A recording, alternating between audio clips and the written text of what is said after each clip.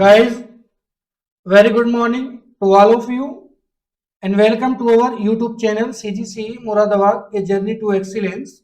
And today we will discuss about thermal convection current theory of Arthur Holmes और हम कह सकते हैं आर्थर होम्स का तापीय संवहन धारा सिद्धांत.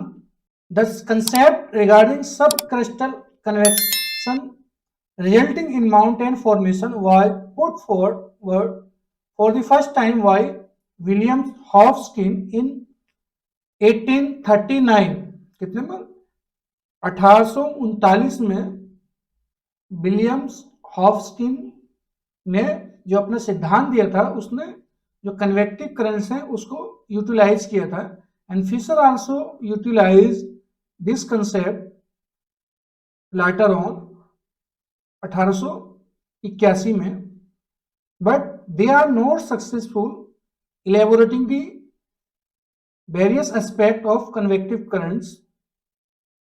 What the main credit goes to the Arthur Holmes about explaining in details the concept of convective currents. तो Arthur Holmes was a prominent geologist, और वो क्या थे, एक prominent geologist थे. And he first discussed and illustrated his views in 1928 in his monumental work, और जो उनका जो प्रसिद्ध बुक थी प्रिंसिपल ऑफ फिजिकल जियोलॉजी, इसमें इन्होंने अपना जो सिद्धांत था उसको प्रस्तुत किया. And the theory of mountain building is now mostly accepted as the most convincing, और जो कन्वेक्टिव करंट थ्योरी है वो आज ज्यादा एक्सेप्टेड है. It is similar to the latest theory plate tectonics, और जो अभी जो लेटेस्ट थ्योरी है प्लेट टेक्टोनिक्स और उसी की तरह है. Orogenetic force and the force which was used by the Holmes was thermal convection currents. Holmes ने और होम्स महोदय ने अपनी जो अपना सिद्धांत था उसमें थर्मल कन्वेक्शन करंट्स का यूज किया और संवहन धाराओं का उन्होंने यूज किया अपना जो सिद्धांत था उसको समझाने के लिए और बताने के लिए कि जो माउंटेन्स बिल्डिंग है और जो पर्वत निर्माण हुआ है वो कैसे हुआ है. उन्होंने इसको एक साइक्लिक पैटर्न बताया, cyclic pattern of thermal convection currents which includes the origin of convective currents, formation of geosynclines and sedimentation, orogenesis and further rise of mountains. इन्होंने बताया कि एक साइक्लिक पैटर्न है जिससे कि क्या होता है, माउंटेन्स का निर्माण होता है. उन्होंने ये भी बताया कि जो ये कन्वेक्टिव करंट्स हैं वो क्यों जनरेट होती है. कन्वेक्टिव करंट्स जो थर्मल रेडियो एक्टिव एलिमेंट्स हैं उनके डिसइंटीग्रेशन की वजह से क्या होता है, जो कन्वेक्टिव करंट्स हैं वो जनरेट होती है और संवहन धाराएं वहां पे ओरिजिन होती हैं. अब इन्होंने इनके जो सिद्धांत है और जो कन्वेक्टिव करंट्स का उसको हम एक एग्जाम्पल की तरह समझ सकते हैं.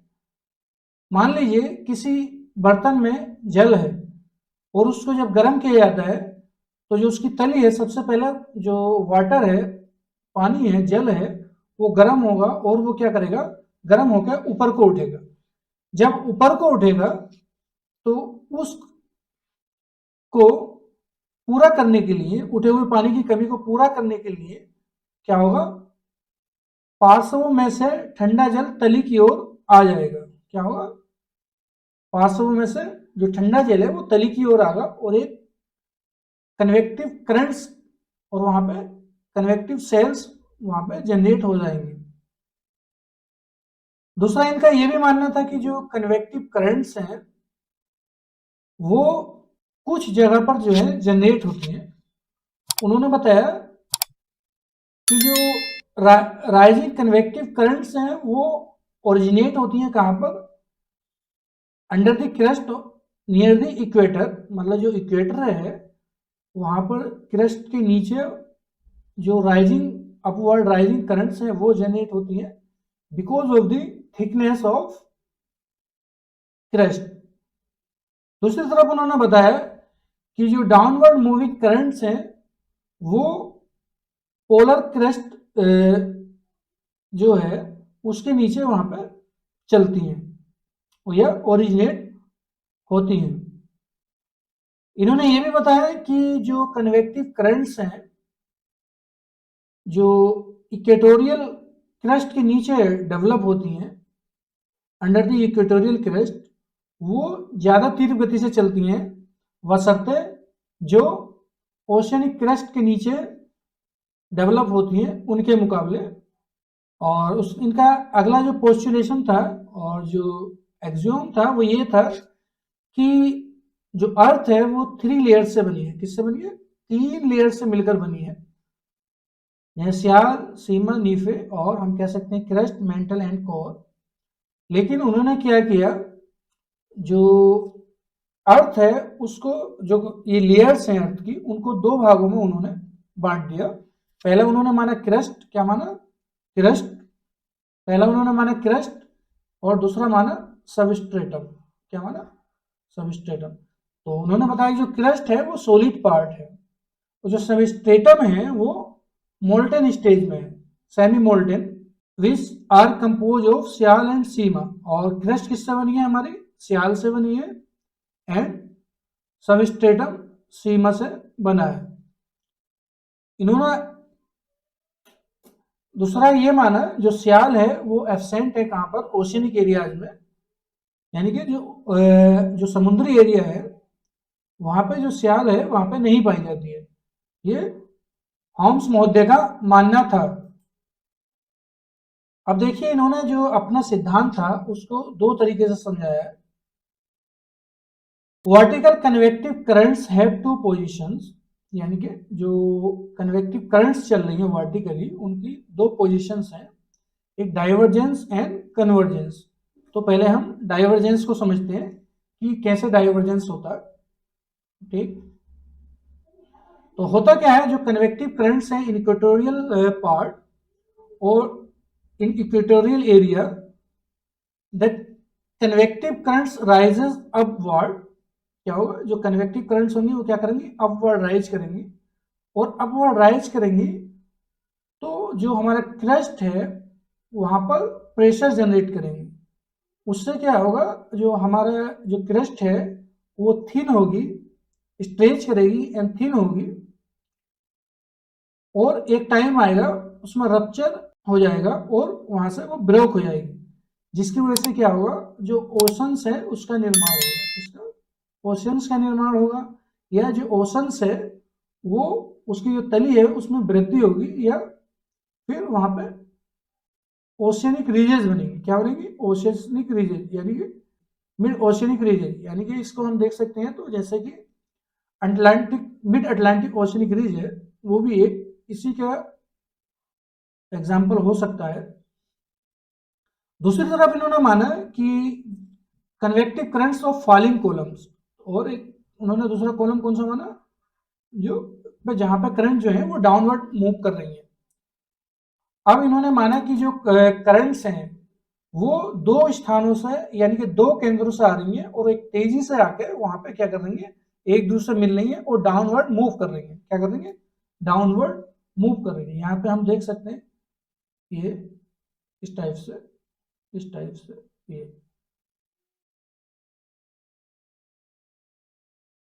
ये अभी यहाँ पे क्या करेंगे? डाउनवर्ड मूव करेंगे। ठीक, डाउनवर्ड मूव करेंगे। जब ये कन्वर्जिंग करंट है डाउनवर्ड मूव करेंगी तो अपने साथ जो क्रिस्टल है, जो क्रस्ट है, उसको भी क्या करेंगे? नीचे धसाएंगे। ठीक, because of the stretching stretchness of crust. और जब यहाँ पे ये नीचे धसेगी एक क्रस्ट, तो यहाँ पे क्या होगा? गर्त, यानी कि जोसिन क्लाइन का निर्माण होगा। किसका होगा? जोसिन क्लाइन का निर्माण होगा। कहाँ पर? और ये उन्होंने बताया कि जो ये कन्वर्जेंस होगा वो जो कंटिनेंटल शेल्फ है वहां पर होगा। कहाँ पर होगा? जो जहां पर जो जलगर्त हैं, जो महाद्वीपीय अग्रभाग है वहां पर ये कन्वर्जेंस होगा। तो इसको हम क्या बोलेंगे? कन्वर्जेंट मार्जिन भी बोलते हैं। अब जब यहाँ पे जब ओरिजिन हो जाएगा जोशिनक्लाइन का, तो ये वो प्लेस होगा जहाँ पे जो हमारे फ्यूचर्स के माउंटेन्स हैं वो बनेंगे, ऐसा जो होम्स महोदय हैं उन्होंने बताया। And the Arthur Holmes identified 3 stages of convective currents and mountain buildings. अब इनका मानना था कि जो फर्स्ट स्टेज है वो एक लॉन्ग ड्यूरेशन तक चलता है। क्या चलता? जो फर्स्ट स्टेज है वो कब तक चलेगा? लॉन्ग ड्यूरेशन तक चलता है।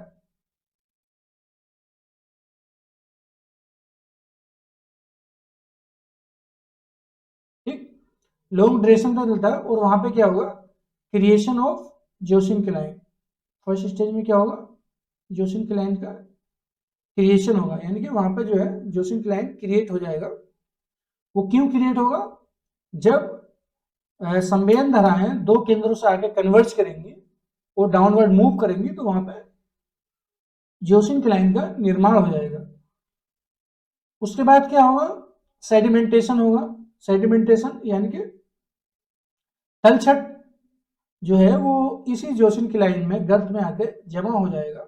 और उसके बाद क्या होगा? Subsidence of the material. और उसके बाद जो मटेरियल्स है उसका सब्सिडेंस होने लगेगा। और यहाँ पे क्या होगा? लैटरल कंप्रेशन होगा।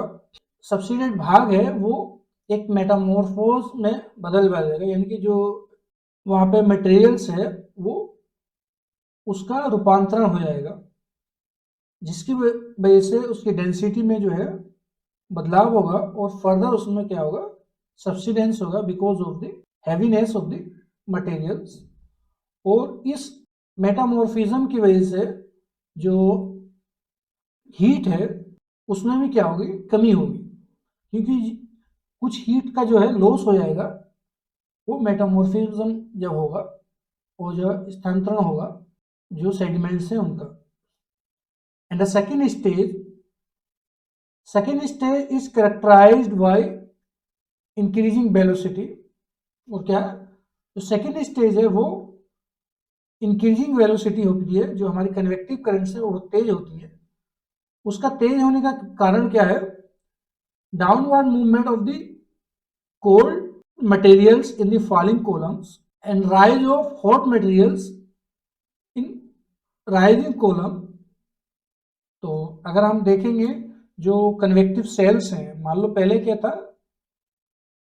कन्वेक्टिव करंट्स वहां पर जनरेट हुई, तो जो राइजिंग कॉलम है उनमें क्या होगा? जो गर्म पदार्थ है वो ऊपर जाएंगे और जो फॉलिंग कॉलम्स है उसमें जो ठंडे पदार्थ हैं वो नीचे आएंगे, जिसकी वजह से जो वेलोसिटी है कन्वेक्टिव करंट्स की वो तेज हो जाएगी, लेकिन वो शॉर्ट ड्यूरेशन के लिए होगा। And high velocity convective currents buckle Joseph-Clinal sediments and thus initiated the process of mountain building। और होगा क्या?